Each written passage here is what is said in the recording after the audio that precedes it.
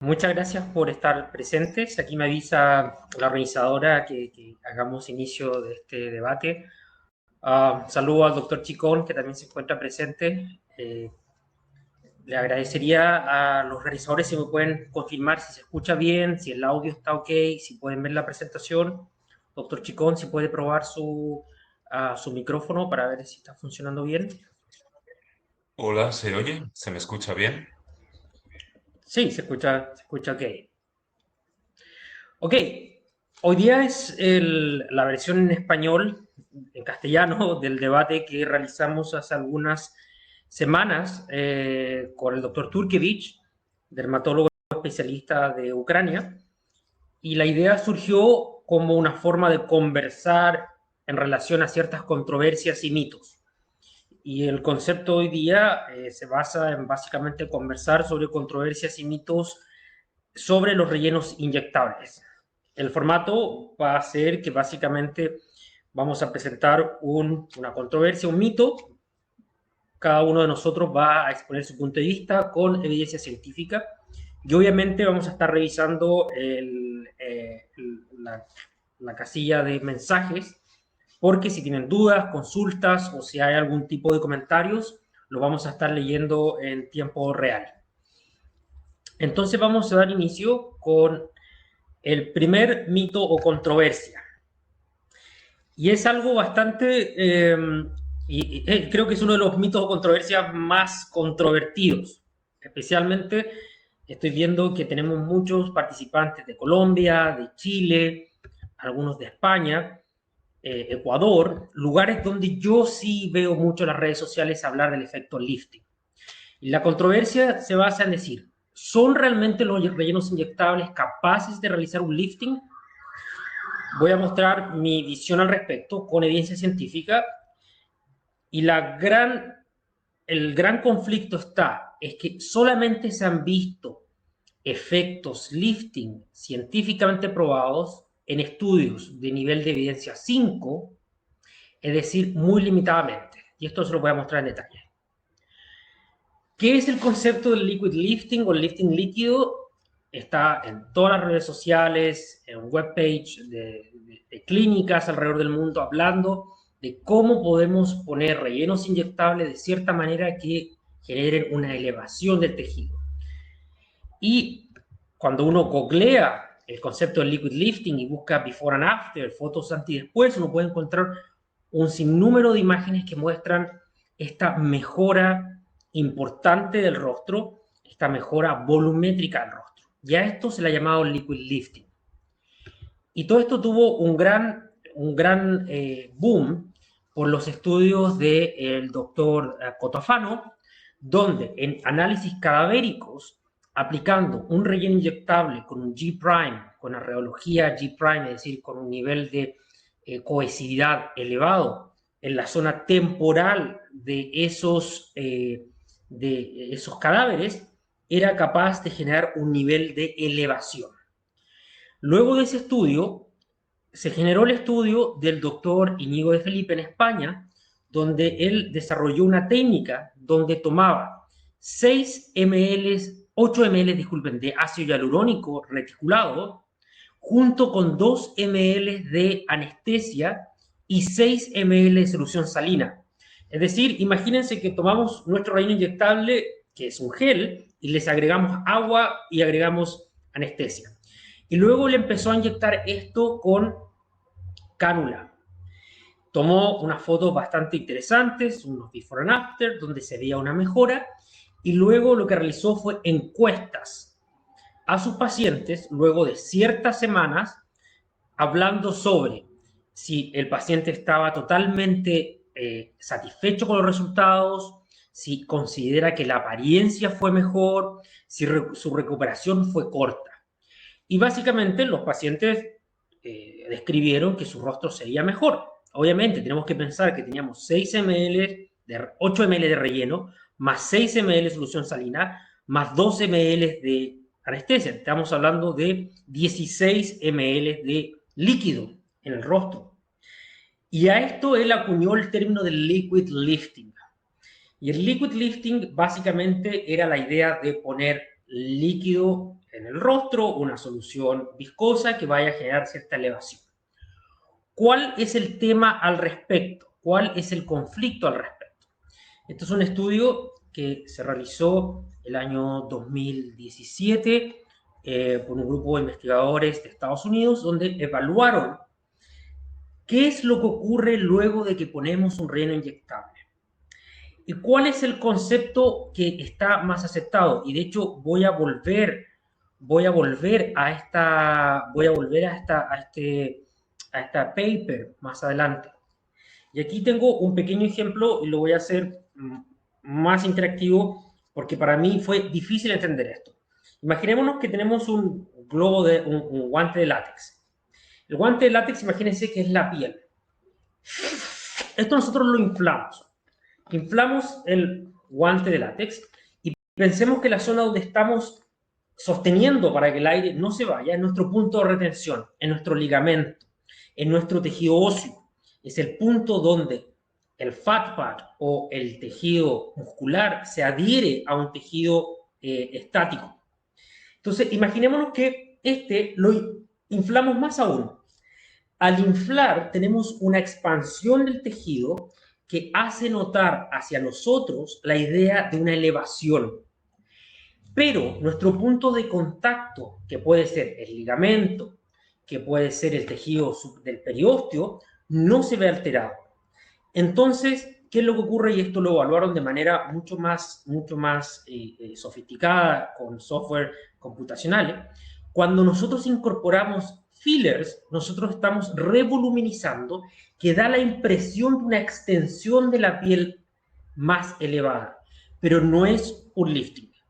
Y eso está ahora aceptado por la Academia Americana de Cirugía Plástica, la Academia Americana de Dermatovenerología, que los rellenos inyectables no generan lifting, porque el concepto de lifting está basado en reposicionar el tejido desde su base. Por eso cuando yo enseño lifting de hilos, el doctor Chicón también es un experto en el uso de hilos de tensión, nosotros estamos reestructurando tejidos gracias a la restauración de ciertos tejidos ligamentosos que son reemplazados por el tejido o por el material del PDO, la policaprolactona o el ácido poliláctico. Y esos son capaces de mover, reposicionar el tejido. Entonces el concepto es que el relleno inyectable no es capaz de elevar, no es capaz de generar un lifting. Esto es sin ánimo de ofender, porque veo muchos participantes de Chile, de Ecuador, de Colombia, que promocionan el concepto del lifting de los 8 puntos.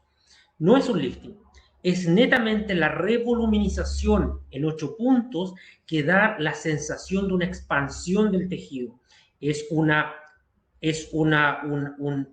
revoluminización del tejido. ¿Y qué es lo que ocurre?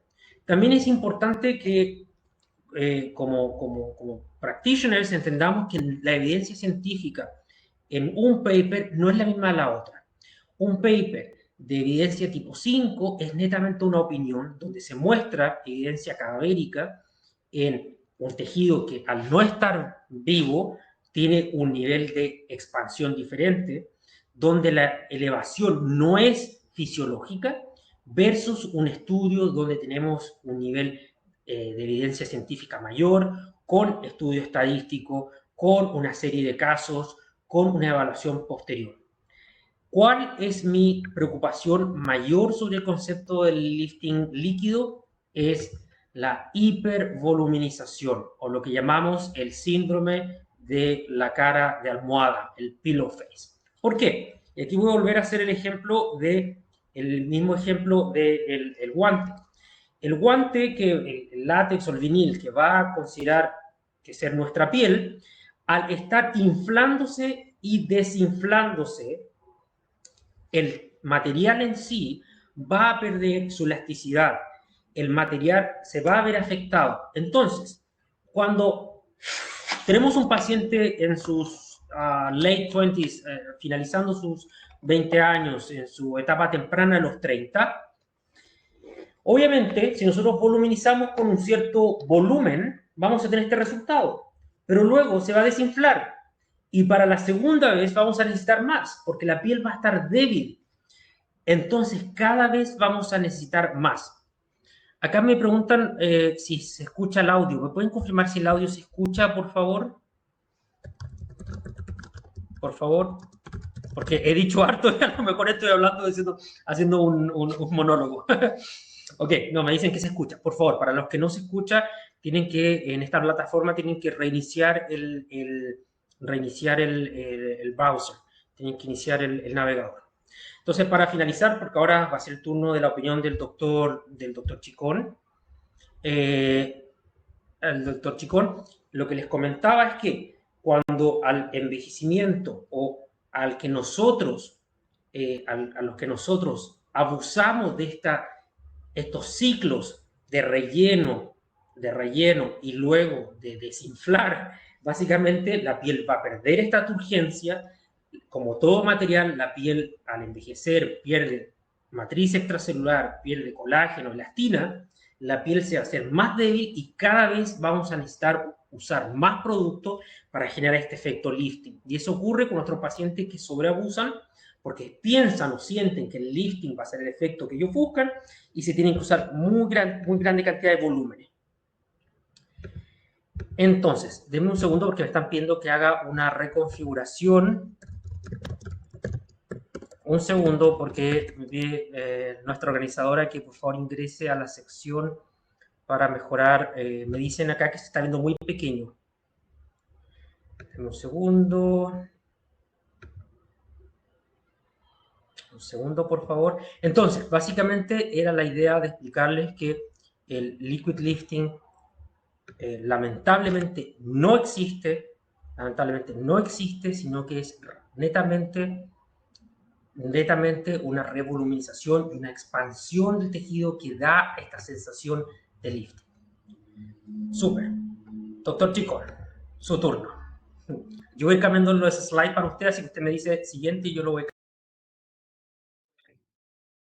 Bueno, muchísimas gracias. Gracias a Yarwal por contar conmigo, como siempre. Muchísimas gracias a todos los compañeros de allá de Latinoamérica, por supuesto también de acá de España. Es un placer, como siempre, estar aquí y es un auténtico honor, ¿no? Compartir este face to face, ¿no? Con mi amigo Alberto, del que siempre, bueno, pues aprendo tanto y es un estímulo para mí, ¿no? El seguir formándonos y seguir creciendo, ¿no? Yo, mi opinión es fantástico porque Alberto lo ha dicho. Voy a empezar por el final, ¿no? En este punto de que si los rellenos pueden liftar, estoy completamente de acuerdo. No liftan de per se, ¿vale? Ahora os doy mi argumento basado en lo que es la evidencia científica. Pasamos la primera diapositiva, por favor. ¿Mm? Bueno, aquí tenemos un artículo del año pasado, de enero, ¿vale? Donde se dice, pues eso, ¿no? De rejuvenecimiento, ¿no? De la piel envejecida, ¿no? Mediante la inyección de ácido hialurónico. Pasamos, por favor. Ahí sí que se reconoce. Pasamos la siguiente, por favor. Eso es. Ahí sí que se reconoce, CL quiere decir cross-linked, ¿vale? Que el ácido hialurónico crosslinkado sí que de alguna manera hace unas fuerzas sobre la matriz extracelular. La matriz extracelular es el punto álgido, ¿no? Siempre nosotros partimos de una teoría, la teoría de Virchow, que todos hemos estudiado, que la célula es la unidad anatómica y funcional básica del organismo, y lo es realmente, pero sí que a Virchow le faltó un poquito más de contexto. Es decir, la célula sin su contexto no es nada. De hecho, si dejáis una célula en una placa Petri por sí misma, se muere. Entonces, al final, hay que tener una mentalidad un poquito más integradora y entender en este caso todo lo que son las células, en este caso el fibroblasto, que es como un poco la gran célula, la gran protagonista, ¿no? Para nosotros, hay que entenderla dentro de esa matriz extracelular tan rica, tan viva, ¿no? Que es una auténtica orquesta donde cada músico tiene su función, ¿no? Entonces aquí podemos ver en este estudio cómo efectivamente ese ácido hialurónico, mediante fuerzas de compresión, puede estimular, ¿no? Puede hacer un estrechamiento, una compresión que hace que se incremente la expresión de genes de colágeno por parte de los fibroblastos. Entonces, desde un punto de vista muy purista, muy purista, muy purista, se puede decir que el ácido hialurónico inyectado en esa piel fotodañada, envejecida, ¿vale? En la dermis, pues puede rellenar esos espacios y estimular la producción, ¿no? De colágeno por parte de los fibroblastos. Esto nos podría hacer pensar, decir, coño, pues Entonces, si estimula el colágeno, pues seguramente tensará. Hablamos a un nivel microscópico, hablamos a un nivel de pura estructura dentro de lo que es la matriz. Ojalá y ese efecto pudiera ser un efecto que macroscópicamente fuera evidente, pero no es así. Pero bueno, me parecía interesante partir de esta aclaración. Pasamos la siguiente, por favor, amigo. Bueno, ya lo ha comentado también el doctor Leguín, Alberto ha dicho pues es que este artículo de Cotofana de Sebastián es famosísimo. Ellos se dedican a pinchar, pues eso, a pinchar cadáveres. Es un estudio un nivel 5 que es un acuerdo entre expertos. Esto es como si unos cuantos de nosotros nos ponemos de acuerdo en algo. Tiene una validez, indudablemente, pues porque todos somos expertos y especialistas en lo nuestro, pero eso hay que llevárselo luego a estudios y contrastarlo, ¿vale? Entonces pasamos, por favor, la siguiente y ahí lo que efectivamente dice es que sí, que es que hay una evidencia, ¿vale? Bueno, pues no podemos decir que no, es una evidencia pequeña, pero sí que es cierto que hay una cierta evidencia de que de hecho, no sé si lo sabéis, pero Sebastián Cotofana tiene una estrategia de trabajo, ¿no? Que es desde arriba hacia abajo y desde afuera hacia adentro, y él aquí lo que hablaba, ellos aquí en el grupo lo que hablan es que poniendo, como ha dicho muy bien Alberto, ¿no? en las fosas temporales. Además dice que no es supraperióstico, sino más subdérmico, es cuando más efecto liftante, claro, porque es cuando más volumen puedes crear y demás. Pero bueno, hay un cierto nivel de evidencia. Ahí lo dejo. Seguimos, pasamos la siguiente, por favor. De hecho, tanto es así, ¿vale? Que hay un montón esto es un ejemplo, ¿vale? Es un ejemplo de un ácido hialurónico que ellos venden la capacidad liftante de su producto, además lo venden así, ¿eh? Como una capacidad liftante, y además hacen como una regla o una fórmula que es, no, yo multiplico la cohesividad por la elasticidad y tal y cual, y hacen unos gráficos que nosotros como profesionales te los crees, es decir, para mí dices, pues joder, si esto está tan bien explicado y tan así, yo me lo creo. Esto lifta seguro. Vale, pasamos. Seguimos viendo cómo, bueno, claro, ¿cuál es mi gran duda? ¿No? Mi duda es, oye, vale, perfecto, pero ¿cuánto de ese efecto lifting de que tienen los rellenos se debe realmente a un efecto voluminizador y cuánto a un puro efecto liftante, entendiendo ese efecto liftante como el que habíamos visto esa primera diapositiva, de inducir realmente una cantidad de colágeno suficiente como para que eso tire, ¿no? Entonces pasamos, por favor, a la siguiente. Y si os dais cuenta en si vosotros, por favor, me encontráis algo de de data, ¿no? Algo de información que vaya en otro sentido, os rogaría que me la haríais, que nos la hicierais llegar. Pero al final todo lo que yo he encontrado en la bibliografía relacionado con la capacidad liftante de los ácidos hialurónicos o en definitiva de los rellenos, tiene que ver con la G'. La G', todo el mundo sabe que es una medida de la elasticidad del producto. La elasticidad es una propiedad intrínseca de los sólidos, es la capacidad de recuperar la forma original después de una deformación. Y es una medida indirecta de lo que es esa capacidad voluminizadora, ¿vale? Cuanto más alta, más grande es la G', más capacidad volumétrica tiene. Entonces, si os dais cuenta, esto es un artículo, ¿vale? Del año pasado también. Os traigo data bastante actualizada. En alguna ocasión no, para que veáis también a lo mejor traigo algún artículo de 2015 porque me interesaba alguna reseña, pero vamos, casi todo está bastante actualizado. Bien, pasamos para ver lo que dice este estudio. Si os dais cuenta, ahí habla siempre, si veis, alta capacidad de lifting, alta G', alta G'. Siempre lo relacionan. Entonces, indirectamente se intuye, ¿vale? Que al final los rellenos acaban liftando realmente por su capacidad volumétrica, ¿vale? Pasamos la siguiente, por favor. Esta es lo mismo, pero a nivel corporal. Esta es Luciana de Lorenzo, estos son brasileños. Ella sacó su propia técnica, que es la técnica LL, ¿vale? Luciana de Lorenzo, de body contour, para ver pues eso, el contouring, el aumento glúteo, ¿vale? Con ácido hialurónico, pasamos la siguiente, por favor. Y si os dais cuenta, exactamente lo mismo. Es decir, que con una alta G', ¿vale? Y con un tamaño de partícula grande, o sea, todo lo que es, cuanto más grande, más volumen, todo lo que expanda el volumen, lógicamente, un alto poder de lifting, pero siempre relacionado con una G' y con una capacidad volumétrica. Entonces, como resumen, pasamos, amigo, a la siguiente. Como conclusiones, yo de este punto os diría que sí, que el ácido hialurónico rellena espacios y es cierto que induce, ¿vale? esa síntesis de colágeno mediante una acción mecánica en el fibroblasto, que sí que hay un cierto nivel de evidencia de que el ácido hialurónico puede liftar mediante el relleno de zonas superiores y laterales de la anatomía facial, que en la gran mayoría de los artículos revisados se relaciona la capacidad de lifting de un ácido hialurónico con una G', con una G' alta, lo que es esa elasticidad que es igual a la capacidad voluminizadora. Y yo personalmente estoy completamente de acuerdo con Alberto, con mi colega, que los ácidos hialurónicos no son per se capaces de liftar más allá de que por su capacidad voluminizadora. Así que cuidado, por favor, con esas caras de almohada, cuidados con esas sobrecorrecciones y más porque hoy en día tenemos un arsenal terapéutico maravilloso y un montón de otras opciones a la hora de liftar y los cuidado. Con esto no es una crítica a los ácidos hialurónicos que son maravillosos para reponer esos volúmenes perdidos, esas atrofias, es decir, que tienen una función y una finalidad maravillosa y fantástica, pero tal vez no para liftar. Ahí tenemos otras primeras opciones a la hora de considerar, ¿vale? Muchas gracias, Alberto.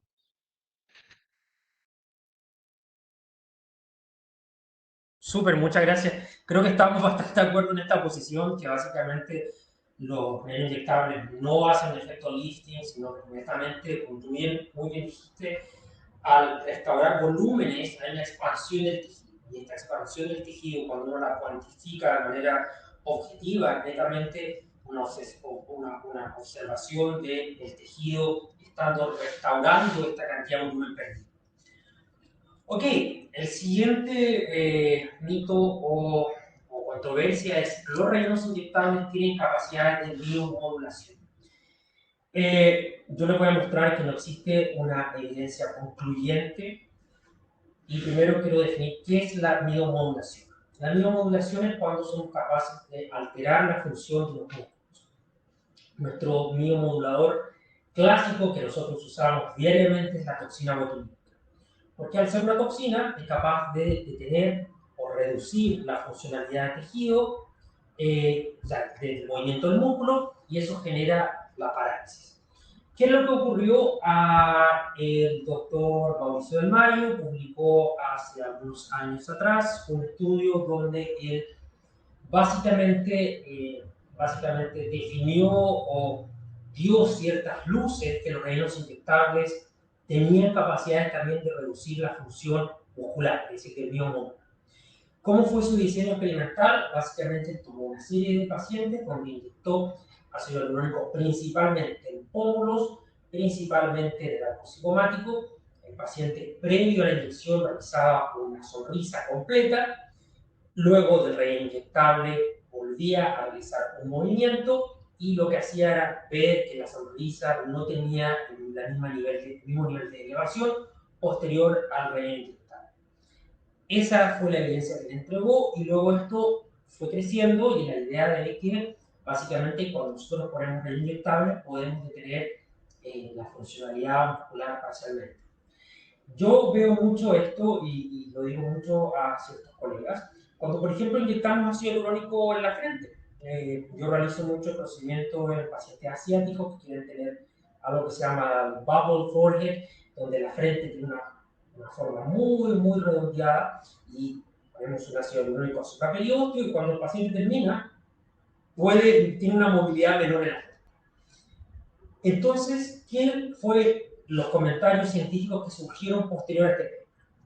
Primero, que el concepto de biomodulación era muy difícil de probar, que la evidencia de este paper era muy superflua, inexacta y débil, eran netamente fotos previo y posterior al relleno inyectable. Segundo, existe evidencia que cuando nosotros inyectamos un ácido hialurónico con lidocaína, un nivel de la lidocaína, una cierta cantidad de la lidocaína va a generar un efecto de parálisis en zonas musculares. Por ejemplo, muchas veces nos pasa cuando estamos haciendo un lifting de hilos, si ponemos en nuestro punto de entrada, en la zona temporal, un poco de lidocaína, y la lidocaína o la supracaína tiende a difundir, vemos que el paciente tiene una pequeña tos y parpadear. Hemos visto que la anestesia es capaz de alterar cierta actividad muscular, es parte del efecto anestésico. Segundo, también vemos que cuando hay inyecciones o hay algún tipo de lesión, el músculo tiende a tener un nivel de reducción de movilidad. Segundo, no hay pruebas científicas claras de la miomodulación. Ahora, ¿qué es lo que se intentó, qué es lo que se ha intentado demostrar, cuál fue la causa de estos resultados? Y voy a volver al anterior paper, exactamente al mismo paper. Ok, al anterior paper del efecto lifting. Este estudio también mostró los efectos dinámicos de los rellenos inyectables. Si nosotros tenemos un pomo que nosotros voluminizamos, tenemos una expansión del tejido, tenemos una mayor cantidad de volumen en el pómulo, al nosotros tener la fuerza para movilizar nuevamente la zona del arco cigomático, obviamente el efecto volumétrico hace un límite del movimiento. Es decir, a mayor volumen, menor capacidad de hacer el movimiento, porque obviamente el tejido tiene un máximo, tiene un nivel de máximo que también está dado por el ligamento y por el músculo. Entonces, básicamente, cuando nosotros volumizamos, voy a hacer el ejemplo del guante, disculpen por ser tan básico en este aspecto, pero es algo que me gusta que se entienda. Si nosotros tenemos un volumen pequeño, obviamente el volumen pequeño lo podemos mover en mayor cantidad. Pero si tenemos un volumen mayor, obviamente este movimiento es menor. Entonces lo que demostraron estos científicos, estos médicos y también científicos de Estados Unidos, es que el efecto miomodulante es exactamente el mismo concepto del lifting, es el efecto voluminizante. Cuando tenemos algo de mayor volumen, va a tener un límite mayor de movilidad en la zona del tejido. Por ejemplo, algo muy clásico que nos ocurre, hacemos un labio con un relleno inyectable mucho más conservador, para un labio mucho más natural, un labio más suave. El paciente lo va a hacer el labio y se sonríe, mueve. El labio se mueve, el relleno se integra de manera muy bien. Tenemos el paciente que quiere un labio ruso. Utilizamos un producto con un G' mayor, un producto más fuerte. El labio y el tejido tiene una fuerza mayor, tiene una rigidez mayor. Tenemos un mayor volumen, pero además tenemos un nivel de solidificación interna mayor. Cuando uno le pide al paciente que mueva la zona de la boca, le es más difícil. Entonces, el concepto de miomodulación es netamente de voluminización y genera mayor limitancia al movimiento. Entonces, la biomodulación por ahora es un concepto que no está demostrado. Puede que exista la futura evidencia mostrando que el ácido hialurónico afecta a nivel muscular, pero a pesar de eso, ahora no existe. Doctor Chico.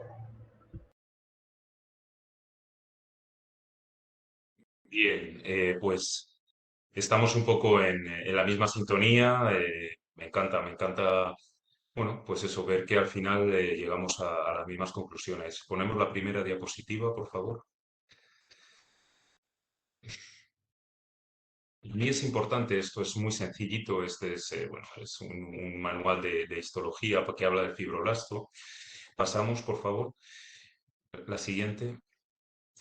Yo siempre digo que, bueno, el fibroblasto es un blasto, entonces tiene una capacidad muy importante, ¿no? A la hora bueno, pues eso, ¿no? Bueno, de diferenciarse hacia otras estirpes celulares. Entonces aquí vemos la capacidad de los fibroblastos para transformarse, dice que parcialmente es debida a todos los receptores que hay en las superficies celulares y eso va a depender de lo que se encuentre en su entorno, ¿vale? Entonces, dependiendo de lo que se encuentre en su entorno, podría llegar a diferenciarse, si veis ahí que dice que está muy bien descrito, cómo se puede transformar hacia miofibroblastos. Esto desde un punto de vista puramente conceptual. Yo voy muy al origen, ¿vale? Y es cierto que los fibroblastos pueden transformarse en miofibroblastos, esto está demostrado y además luego junto con las células endoteliales son los que son los grandes actores, ¿no? que intervienen en todos los procesos fibróticos. Pero bueno, salvo esto, que esto es pura histología y es verdad, Pasamos la siguiente, por favor. Y evidentemente es impepinable, permitirme la expresión, es inevitable ir al estudio de Mauricio de Mayo, que fue en el 18, y donde él habla de un concepto que es la miomodulación. Entonces, bueno, pasa a la siguiente, por favor. Hay otro artículo más moderno, que es del 2022, que es un caso, ¿vale?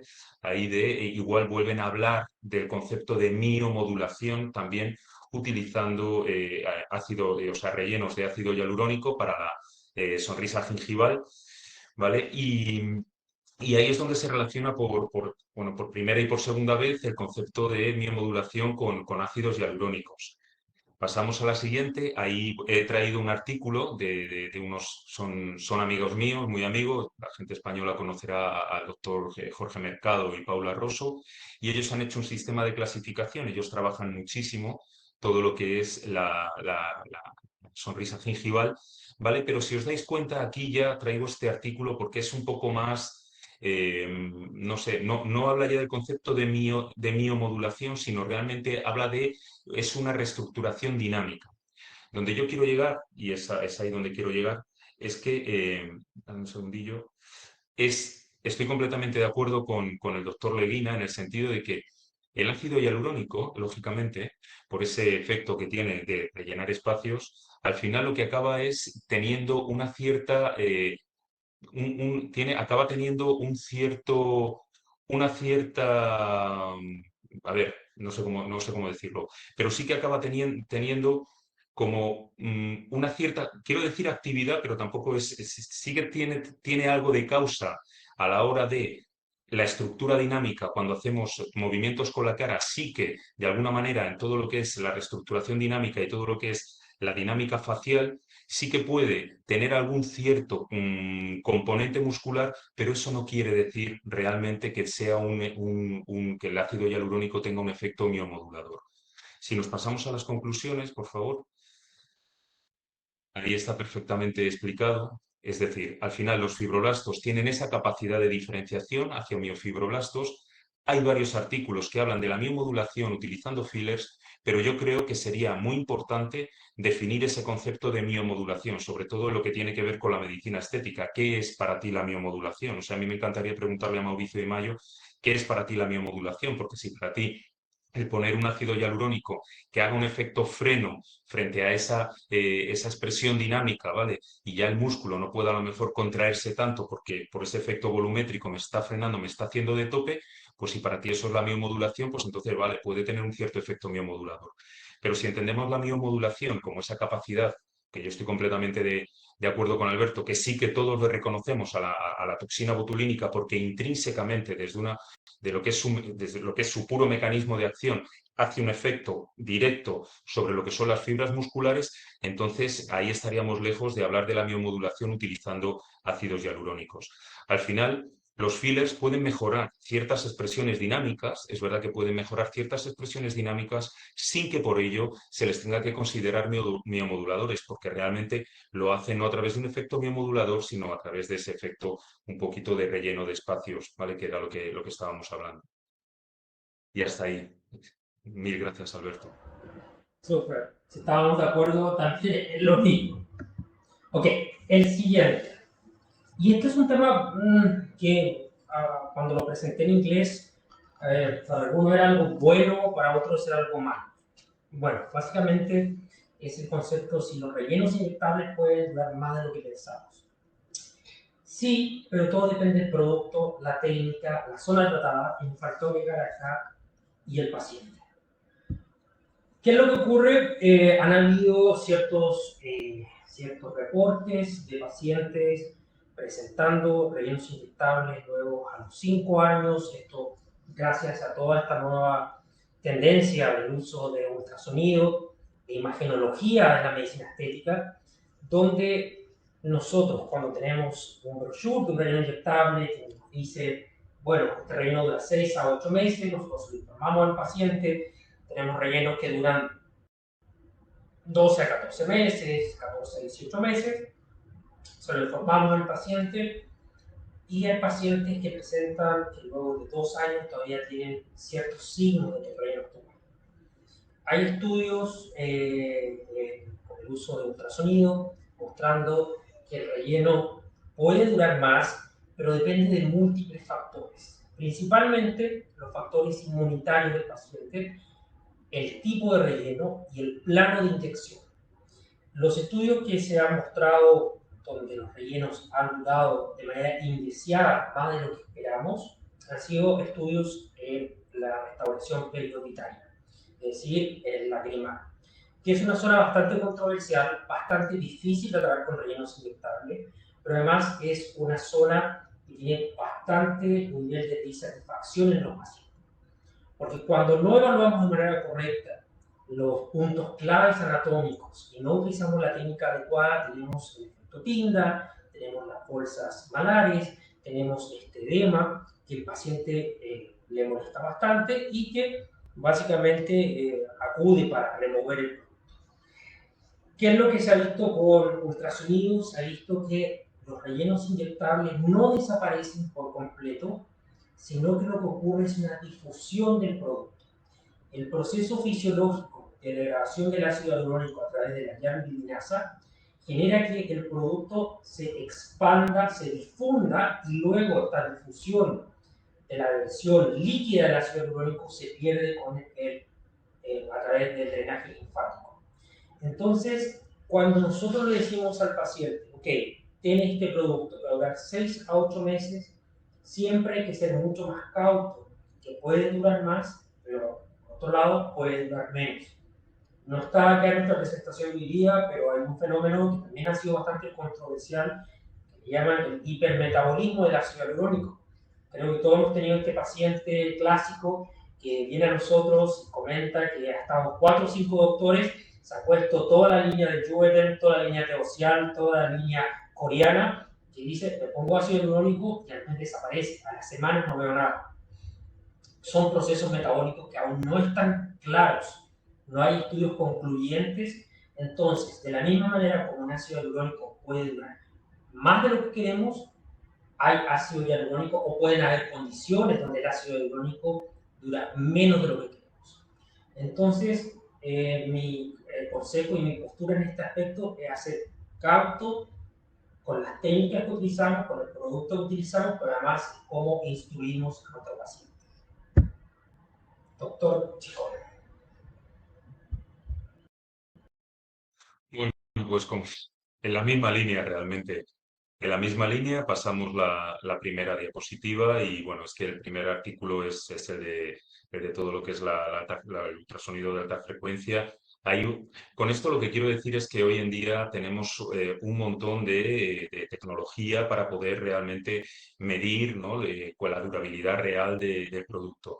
No solo ya te tienes que ir aquí a estos estudios, ¿no? De que miran la longevidad y la difusión, el patrón de difusión del ácido hialurónico, ¿no? En el surco nasolabial, que es este, ¿vale? Con técnicas muy sofisticadas, sino que por favor pasa la siguiente, ¿vale?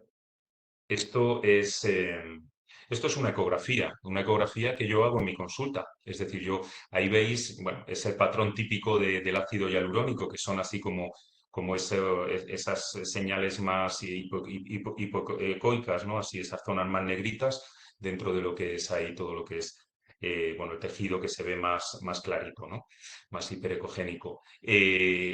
Quiero decir, hoy en día es muy fácil realmente medir cuánto dura, si alguna paciente todavía tiene, le queda. Es muy fácil también ver si tienen algún material de relleno permanente, que también es importante también controlarlo en consulta. Entonces, sí que para mí, yo no os digo, yo no jamás doy consejo ni nada, yo os cuento mi experiencia y bueno, y si os ayuda, fantástico. Yo estoy, como siempre digo, para aportar mi granito de arena con mis aciertos y mis errores, ¿vale? Entonces, para mí, la ecografía en consulta o sea, es un método, yo os diría, indispensable para mí, ¿eh? Indispensable, ya no solo por hacer funciones ecoguiadas y tal, que puede ser un poco más sofisticado, pero simplemente porque te da información, te da un montón de información de lo que está ahí pasando. Entonces, hoy en día sí que tenemos un montón, ya os digo, de maneras realmente sencillas, cero invasivas y totalmente indoloras para ver qué material hay y bueno, qué le podemos pedir. Pasamos la siguiente.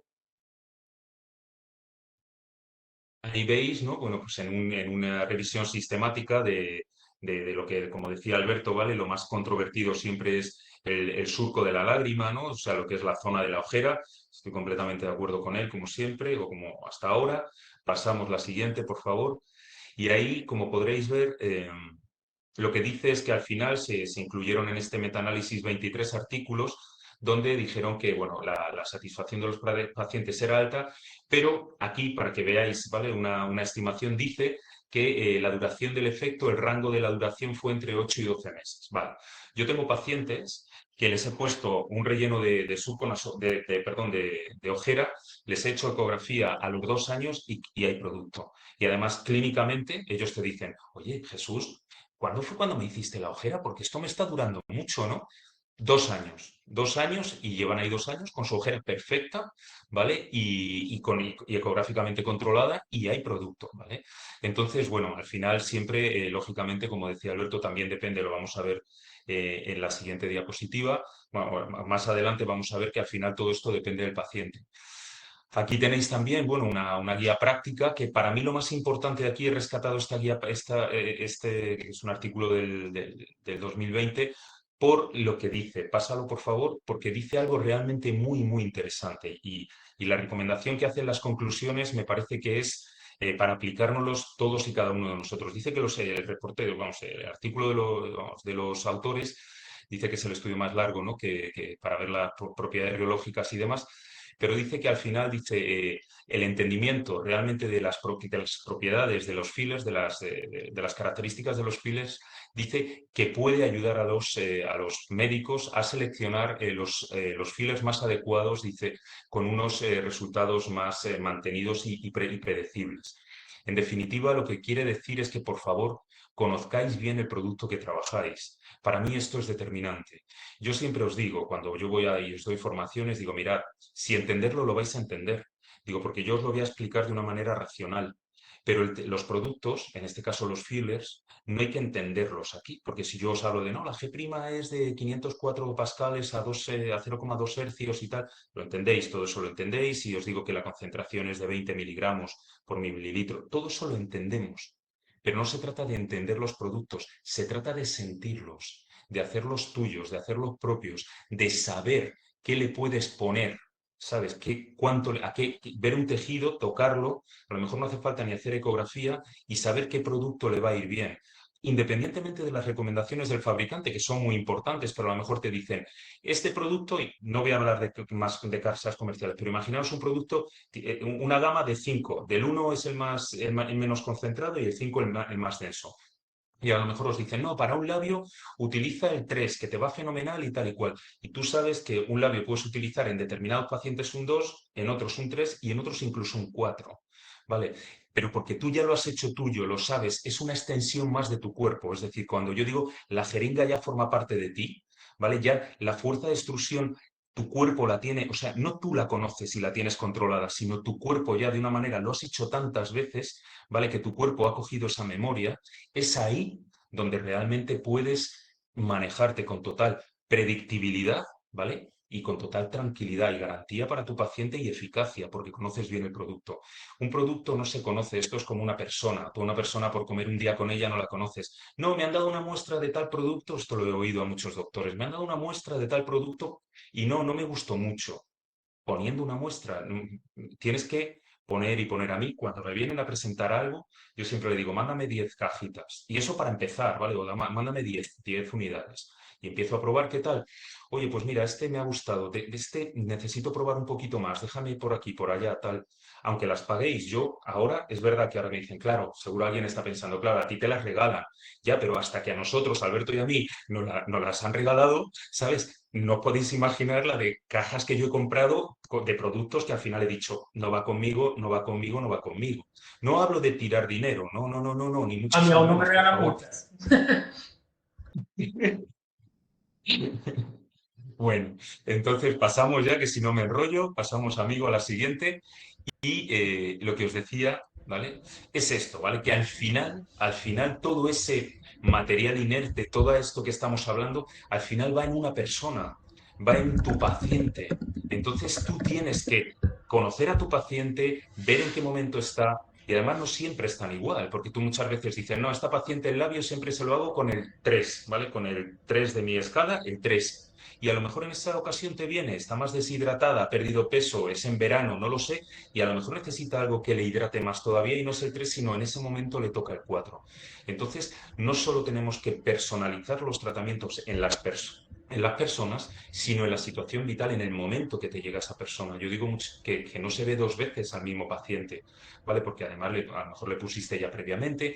Es decir, conocer muy bien el producto, muy bien, hacerlo vuestro, conocer muy bien a vuestros pacientes y entonces será fantástico, ¿vale? Será fantástico bueno, el trabajo. Ya, eso es todo un poco. Eso es todo, Alberto, amigo.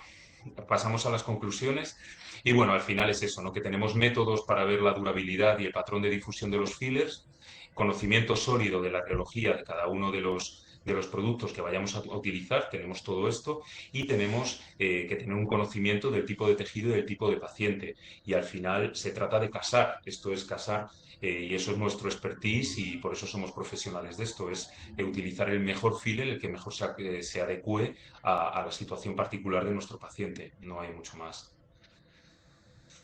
Grises.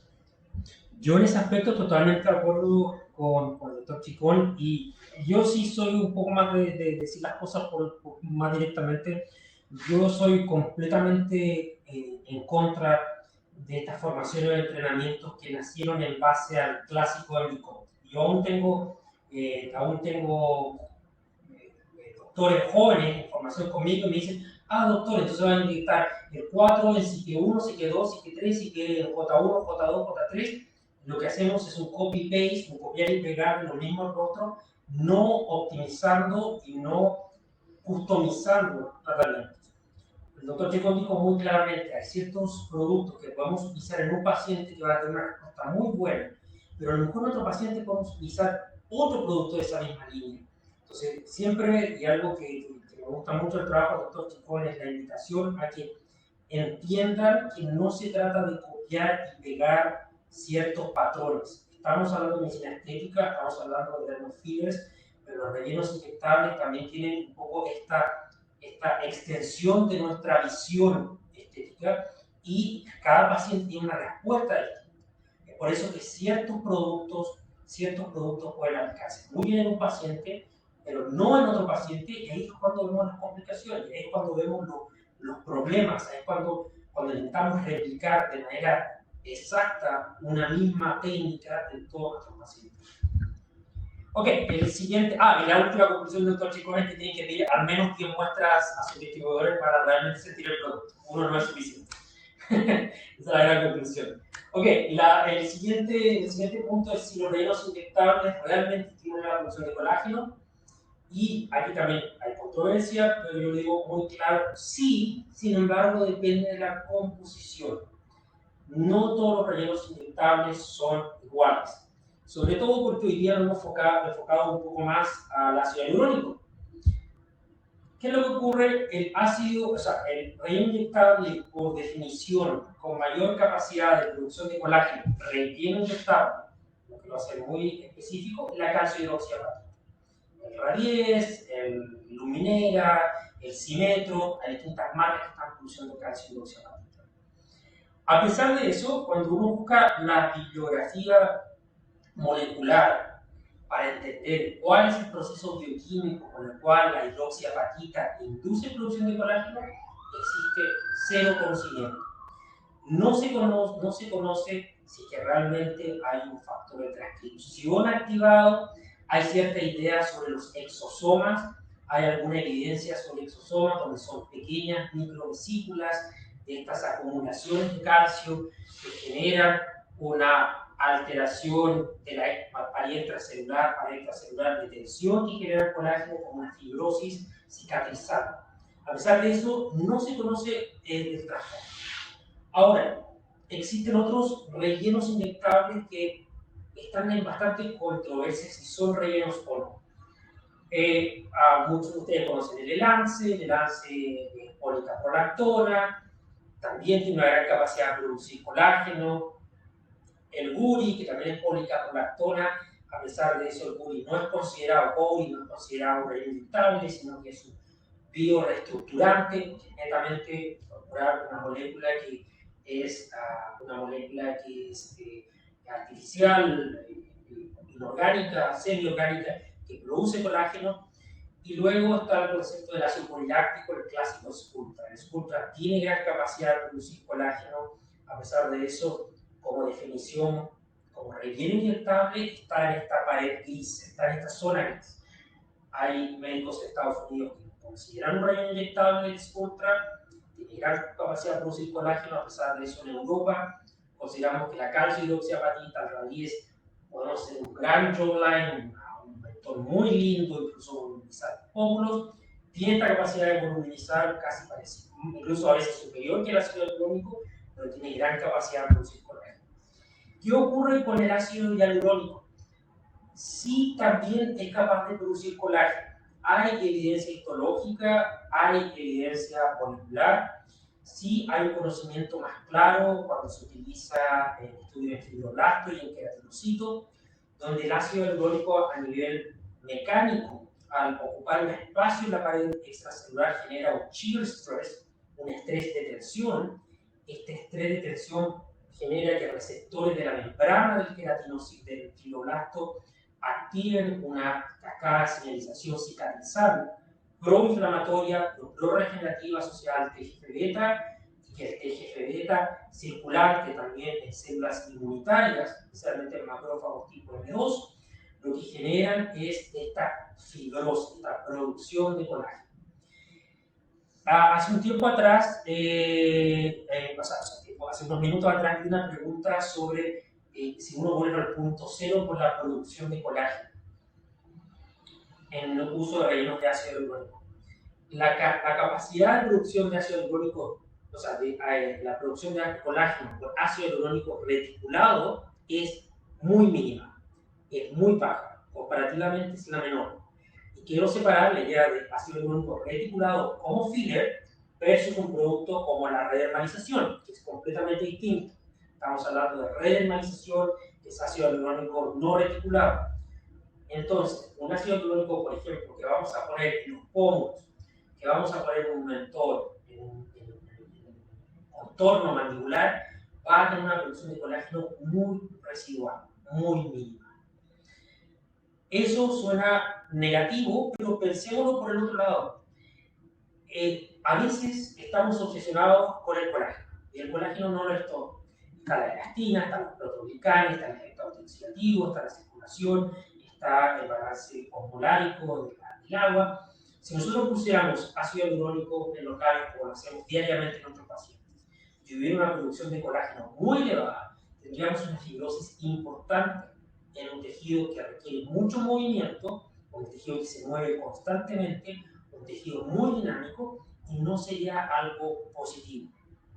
Me preguntan acá si la polidiaxinona, en comparación con los anteriores productos de colágeno, ¿dónde quedaría? El PDO está por debajo de la policaprolactona y por debajo del ácido poliláctico. Por eso, yo sé que Jesús acá puede hablar mucho de eso, y yo también hace tiempo. Él es entrenador de Aptos, yo antiguamente enseñaba Aptos, ahora me moví más al PDO. Sabemos que el hilo Aptos, que es policaprolactona y poliláctico, genera más colágeno que el PDO, es conocido. Ciertos compuestos tienen mayor producción de colágeno también por la respuesta inmunitaria que se genera.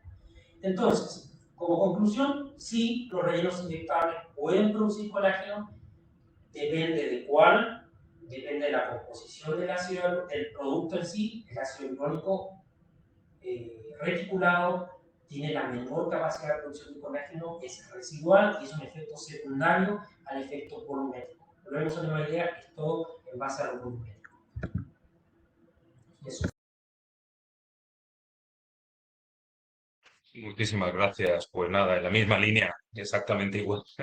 En la misma línea os doy mi perspectiva, pero vamos, insisto que va en la misma línea.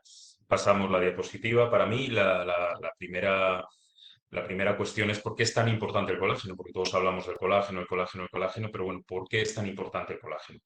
Pues pasamos, el colágeno al final todo el mundo lo conoce como una por su componente estructural, ¿no? Todos sabemos que ahí en la matriz extracelular están siempre la matriz extracelular yo siempre la describo como un bosque de abetos en medio del Canadá y de las montañas ahí canadienses súper bonitas, un bosque de abetos donde cada uno de esos abetos tiene un tronco central que es un proteoglicano, ¿vale? Y luego unas ramas que son los glucosaminoglicanos, ¿vale? Que se anclan ahí y esos glucosaminoglicanos, que son el heparansulfato, condroitinsulfato y queratansulfato principalmente, están cargados aniónicamente para repelerse y expandirse al máximo, para estar lo más expandidos, para crear realmente un filtro físico, no solo físico, es un filtro o sea, físico-químico también, ¿vale? Y, bueno, electrónico también por esas cargas negativas. Y todo lo que pasa entre las células y demás tiene que pasar a través de ese. Las células son como cabañas en medio de ese bosque y tiene que pasar todo por ahí entre medias de ese bosque. Entonces, cuanto más ordenado esté y más estructurado esté, muchísimo mejor para la fisiología del organismo. Todo el mundo conoce, bueno, y hay un glucosaminoglicano que no tiene capacidad de anclaje al proteoglicano y es como si en esa imagen del bosque hay una niebla que embebe todos esos arbolitos y ese es el ácido hialurónico, ¿vale? Este es el ácido hialurónico, es como una niebla que embebe toda la matriz extracelular cuya capacidad es captar agua, hidratarse. De hecho, los tejidos donde más necesidad de hidratación tienen son los que más cantidad de ácido hialurónico tienen, que son piel, ojo y cartílago articular. Pero bueno, todo el mundo conoce perfectamente la función, lógicamente, estructural del colágeno, porque al final el colágeno es como si entre esos árboles hay unas lianas fuertes, unas cuerdas fuertes que amarran todo eso, estructuran y sujetan todo eso, eso sería el colágeno. Pero el colágeno tiene una gran funcionalidad desde un punto de vista fisiológico e histológico. Entonces, pasamos la siguiente diapositiva, por favor. Y el ácido hialurónico el colágeno es principalmente degradado por unas enzimas que hay en la matriz, que son las metaloproteinasas, ¿vale? Que además lo que hacen es que, bueno, que con el factor de crecimiento transformante beta, ¿vale? Se reduce con la piel, con el paso de la edad y sobre todo la piel dañada por el sol, hay un aumento de las metaloproteinasas y de una alteración del factor de crecimiento transformante beta por los radicales libres de oxígeno, por los ROS, ¿vale? Y al final todo eso lo que hace es que se reduzca enormemente la cantidad de colágeno. Hasta ahí bien, ¿vale? Fenomenal. Se reduce la cantidad de colágeno, malo porque ya no se sujeta tanto la piel, perfecto. Pero a su vez, esa pérdida de colágeno, que no haya una buena cantidad de colágeno, hiere de manera directa, lesiona de manera directa, ¿vale? La interacción entre los fibroblastos y la matriz extracelular. Es decir, el colágeno se comporta como una especie de bioregulador en la relación del fibroblasto con su entorno. De tal manera que las consecuencias es que esa función fibroblástica se deteriora. Y a su vez es un círculo vicioso, como se deteriora y el fibroblasto es la fábrica de colágeno, sintetiza menos colágeno. Menos colágeno, más deterioro para la relación del fibroblasto con su entorno, peor función fibroblástica, etcétera, etcétera. Y es un ciclo que se perpetúa. Con lo cual, el tener una adecuada cantidad de colágeno y con una calidad suficiente es necesario desde un punto de vista fisiológico. No ya solo se trata de tener una piel bonita, ¿vale? Y de estar guapos, sino de estar sanos, ¿vale? Entonces, al final, ese concepto de belleza es un poco la expresión externa de estar más sanos, de una piel mucho más saludable. Bien, pasamos la siguiente. O sea, el colágeno es doblemente importante, es por su función estructural y por su función y por su pura función fisiológica. Entonces, ahí tenemos, es un apunte con respecto a la redermalización, que lo había dicho Alberto. Si os dais cuenta, todo el mundo conoce Sellar-Rederm, Sellar-Rederm. Cuando yo hago las presentaciones de Sellar-Rederm, hablamos de cómo el ácido succínico por un lado y el ácido hialurónico no reticulado por otro, cómo inhiben, ¿vale? Reducen la actividad de las metaloproteinasas. Ya hemos visto que las metaloproteinasas destrozan el colágeno, lo revientan, lo destrozan. Entonces, ahí el ácido succínico reduce la actividad y la capacidad de la metaloproteinasa 2 y el ácido hialurónico de la metaloproteinasa 9, con lo cual ya está mejorando todo ese ambiente, ese medio ambiente en esa matriz extracelular y previniendo toda esa degradación. Pasamos a la siguiente, por favor. Bien, otro aspecto muy importante es que este artículo, si os dais cuenta, es del año 89, es el más antiguo que traigo, ¿vale? O sea, fijaros de lo que os estoy hablando, esto se conoce desde hace un montón de tiempo, que la pura organización, ¿vale? De la matriz extracelular modula y regula el crecimiento de los fibroblastos y de los factores de crecimiento, de la respuesta en factores de crecimiento. Pasamos, por favor. Si os dais cuenta, dice que nuestro resultado lo que indica es que esa organización de la matriz extracelular, dice, no solo controla el crecimiento celular, sino también la respuesta, ¿vale? De los fibroblastos y los péptidos, los factores de crecimiento. Entonces, si os vais dando cuenta, la función del colágeno es doble, porque por un lado reestructura esa matriz que va a tener un impacto directo sobre la función fibroblástica y a su vez funcionalmente determina el condicionante de cómo se relacione el fibroblasto con todo lo que es su entorno para funcionar adecuadamente y óptimamente. Pasamos. Es decir, el colágeno tiene una finalidad vital dentro de lo que es todo lo que es la matriz extracelular. Entonces, pasamos, entonces ahora sí vamos a la pregunta, ¿no? Ya directamente que si los rellenos, o sea, que si de alguna manera los rellenos estimulan, ¿no? La síntesis de colágeno.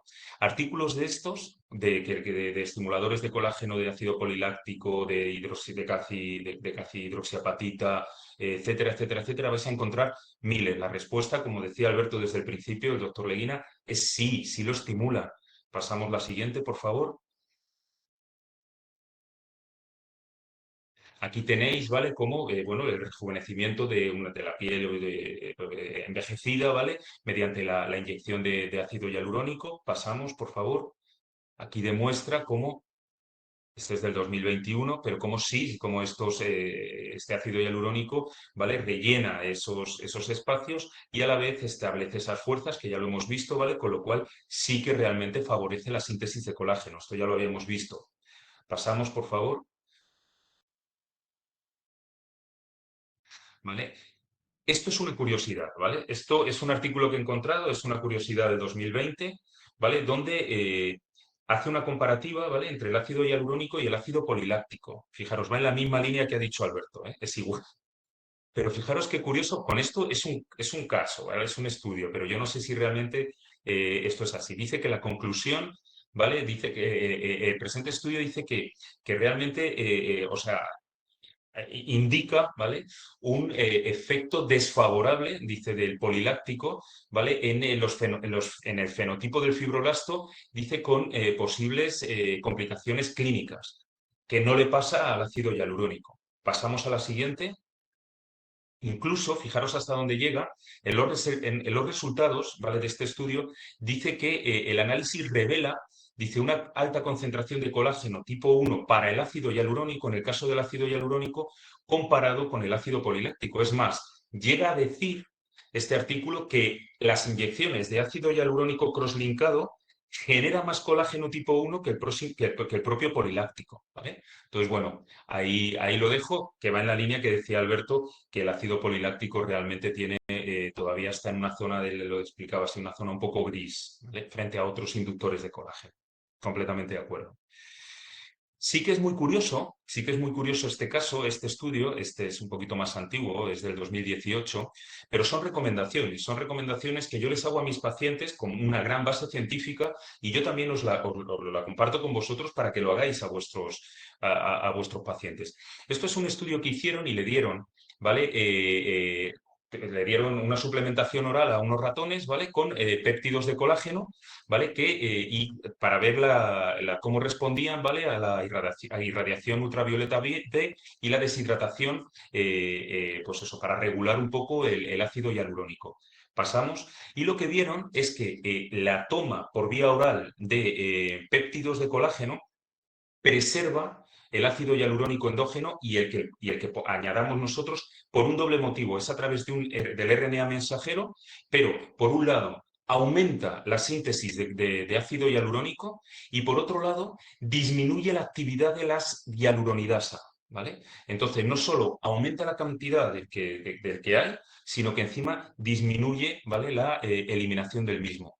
Entonces es cuando menos es francamente interesante. Yo a mis pacientes siempre las suplemento con colágeno, ¿vale? ¿Por qué? Porque les va bien, no solo desde el punto de vista de la piel, del pelo, de las uñas, no solo ya desde un punto de vista externo, sino también desde un punto de vista interno para todo lo que es el componente articular. ¿Vale? O sea, es fantástico y es fundamental.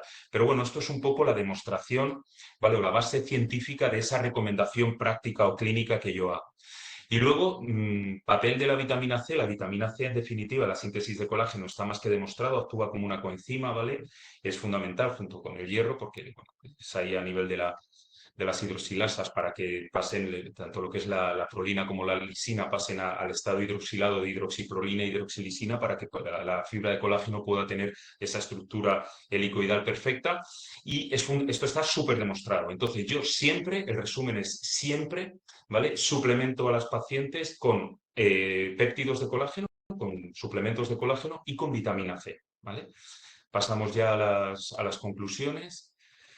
Y ahí tenéis, ¿no? Las conclusiones un poco son que el colágeno es una proteína fundamental en la estructura de la matriz extracelular, que la estructura condiciona de manera determinante la función de la misma y de los fibroblastos y que el ácido hialurónico no solo rellena espacios, ¿vale? Hace esa función un poco de filler en la matriz extracelular, sino que también estimula la síntesis de colágeno.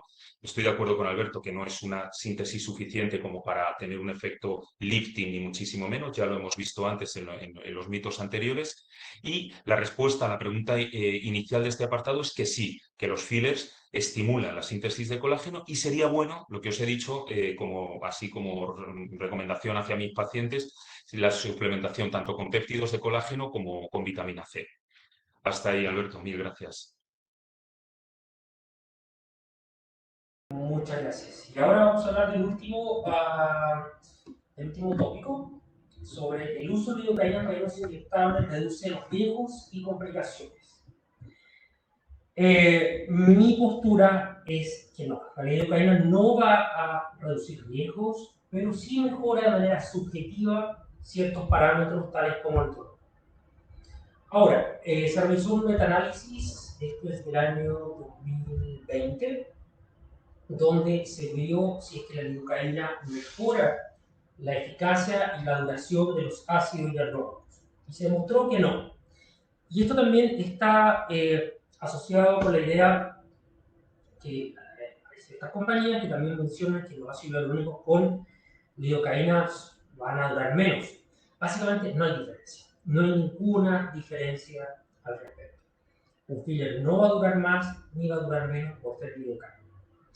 Tampoco va a reducir el riesgo de oclusiones vasculares ni va a alterar la potencial aparición de granulomas. ¿Qué es netamente lo que puede mejorar y de manera subjetiva? Es la tolerancia al dolor. Es importante entender que esto es subjetivo. De hecho, este estudio analizó estudios de los últimos 20 años donde pacientes de manera ciega, es decir, sin saber, se le puso ácido hialurónico reticulado con o sin lidocaína y no presentaron mayor diferencia entre grupos. Es decir, si un paciente se utiliza la técnica adecuada, si el paciente está siendo tratado de la manera adecuada con el producto adecuado, no hay mayor diferencia en términos de dolor. De hecho, en mi práctica, personalmente, yo uso ácido hialurónico sin lidocaína. Utilizo absolutamente todo sin lidocaína. ¿Por qué? Porque sí existen ciertas evidencias y reportes, de hecho han ocurrido algunos en el país donde yo vivo, gracias a Dios no me ocurrió a mí, pero de respuestas hipersensitivas y shock anafilácticos a la lidocaína. Estos son casos que se han descrito donde hay reacciones alérgicas a la lidocaína en el ácido hialurónico. A pesar de eso, esto ocurre 1 en 10 millones aproximadamente. 1 en 10 millones de casos puede haber una reacción, un shock anafiláctico a la lidocaína. Entonces, personalmente, y esto lo hago muy rápidamente, los estudios han mostrado que no se reducen las complicaciones por la lidocaína, no vamos a tener menor chance de tener una oclusión vascular, ni menor chance de tener un granuloma, no tenemos una mejora en la tolerancia del paciente, sí, de manera subjetiva, es decir, si el paciente está de manera adecuada siendo tratada, tampoco va a haber gran diferencia si utilizan o no utilizan lidocaína.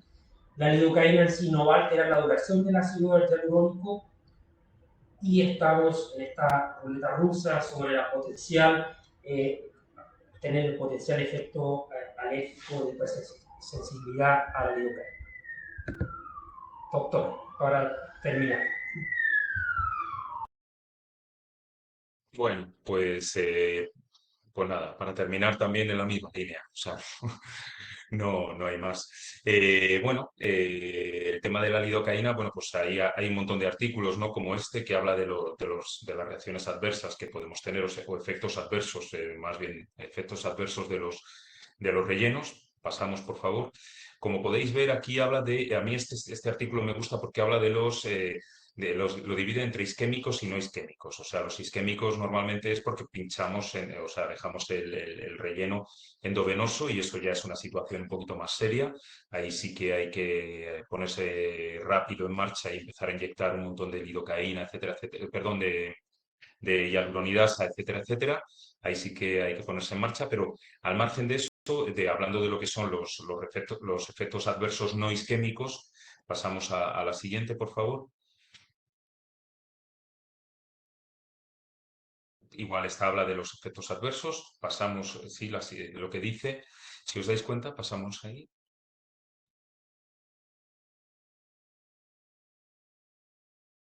Si os dais cuenta, aquí habla de cuáles son los más comunes, ¿no? Los efectos adversos más comunes dicen que son cambios en la pigmentación, edema, deformaciones después de la inyección, dice nódulos que sean o visibles o palpables por la acumulación de relleno y dice luego la formación de granuloma o infección. Pero en ningún caso, lo que quiero decir es que en ningún caso, este artículo y otro que viene ahora, en ningún caso, cuando se habla de los efectos adversos de los rellenos, en ningún caso se habla del dolor, como que el dolor sea un efecto adverso. ¿Vale? Pasamos a la siguiente. Aquí dice, bueno, pues que es importante la conclusión con respecto a... No, pasa a la anterior, por favor. Porque este apunte me parecía muy interesante y es muy importante el reconocer o el identificar lo antes posible, por favor, cualquier efecto adverso. Es importantísimo. Yo a las pacientes se lo digo. Hay algunos doctores que les gusta como, no, déjalo, si ya No, no, yo en cuanto les pasa, pero escucha, lo más mínimo, ven a la consulta, porque en el 99,9% de los casos es una auténtica tontería. ¿Vale? Es una anécdota, ¿no? Es que tal, mira, que me he notado aquí, vale, no pasa nada, mira, es una anécdota, pero yo me quedo muy tranquilo y ella también. Pero si es algo un poquito más serio, si es una pequeña sospecha que está infectándose, algo tal cual, cuanto antes lo atajes, muchísimo mejor. Entonces es importantísimo lo que es la enzimoterapia, que es estar encima de las pacientes todo el día. O sea, así nunca jamás tendréis problemas, ¿sabes? Ante la más mínima duda, además hoy en día es una gozada, porque hoy en día con el WhatsApp nos mandan una foto, oye, mira, Jesús, esto que te... Y si por la foto lo veo claro, lo gestiono así. Pero si tengo cualquier duda, vente, que no me importa. O sea, el perder 2 minutos a tiempo te ahorra un montón de quebraderos de cabeza. Vale, la siguiente diapositiva sí, ahí es donde viene este estudio, donde vuelve a hablar, ¿vale? De una serie de efectos adversos o complicaciones, como es un pobre resultado cosmético, nódulos, granulomas, necrosis, bueno, ceguera, pero eso ya hablamos de problemas isquémicos, etcétera, etcétera. Pero vuelvo a decir lo mismo, en ningún caso habla del dolor como si fuera un efecto adverso. Pasamos a la siguiente.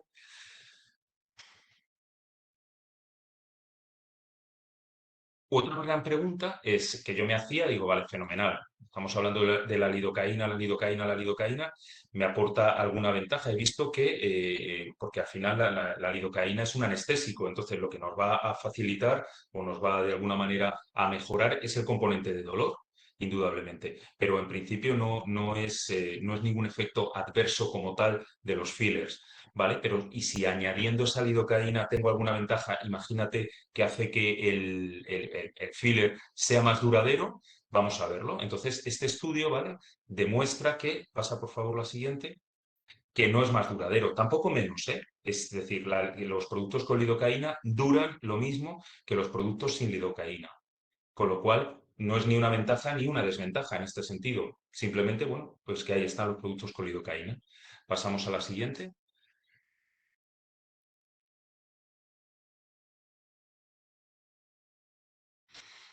¿Vale? Entonces, aquí es donde pasa la siguiente, por favor. Esto es un relleno con lidocaína. Pasa a la siguiente. Y aquí sí que realmente es lo que dicen. ¿Dónde realmente ayuda la lidocaína? ¿Controla efectos adversos? No, realmente lo que hace es que el dolor, la intensidad del dolor durante el procedimiento sea más moderada, ¿vale? Y que, bueno, y que sobre todo que se elimine en 30 minutos, o sea, que el post sea mucho más llevadero, ¿sabes? Pero nada más, poco más. Es decir, eso es lo que nos hace la lidocaína. Pasamos ya a la última. No, no, que me queda esta. Ah, vale, sí, bueno, y lo que ha dicho Alberto es que lo ha explicado perfectamente. No nos podemos olvidar también que la lidocaína es verdad que es una probabilidad muy baja, pero sí que hay reacciones alérgicas a la lidocaína, ¿vale? Entonces, bueno, al final ahí lo dejo. O sea, pasamos a la última. La conclusión un poco es que tenemos que valorar un poquito si nos interesa al final, bueno, pues utilizar productos con o sin lido en ese sentido. Hay que conocer perfectamente el filler que estamos manejando, saber indicar tempranamente, identificar los potenciales efectos adversos. El uso de productos con lidocaína tiene la misma durabilidad que los ácidos hialurónicos sin ella. Y los productos con lidocaína es verdad que hacen más tolerable el tratamiento, el inmediato y el post. Y luego, bueno, pues eso que tengamos en cuenta que no deja de ser, como decía Alberto, una ruleta rusa, ¿no? Jugar un poco a la ruleta rusa porque es verdad que es muy baja la probabilidad, pero que cuando llevas ya muchos años pinchando, pues por pura estadística te puede tocar algún caso así. Y poco más, hasta ahí un poco.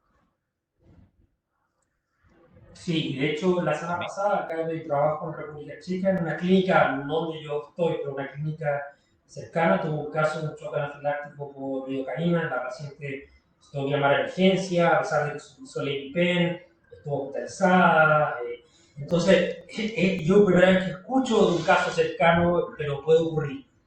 A pesar de eso, es importante tener claro que la lidocaína, como decía el doctor Chico, no va a afectar realmente la efectividad del producto. No va a ser, no va a durar más ni va a durar menos. Acá hay una pregunta de Sandra. Sandra me pregunta cómo utilizar la hialuronasa. No está en el concepto de este webinar, pero te voy a dejar nuestros datos y te puedo enviar internamente las guías de uso de hialuronasa. Ya, básicamente es todo un curso como el manejo de complicaciones de hialuronasa. Nos podría tomar horas hablar de eso, pero siempre abierto a ayudarte en lo que necesites. Si hay alguna duda, consulta respecto a los mitos y controversias, con gusto siempre compartir eh, este escenario virtual con Jesús, y siempre un placer.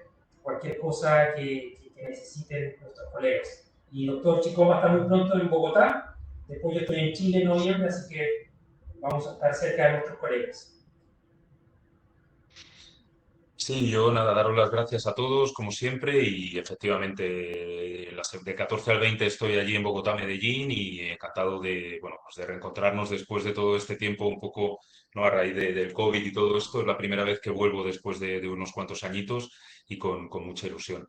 Dar las gracias personalmente al doctor Leguina, Alberto, un auténtico placer como siempre, amigo, a ver cuando tenemos oportunidad de volver a coincidir en algún congreso de esos Sí, nuestros por ahí por el mundo. sí.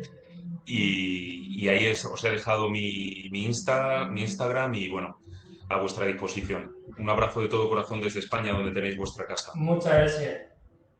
Que estén muy bien, que estén todos muy bien. Muchas gracias.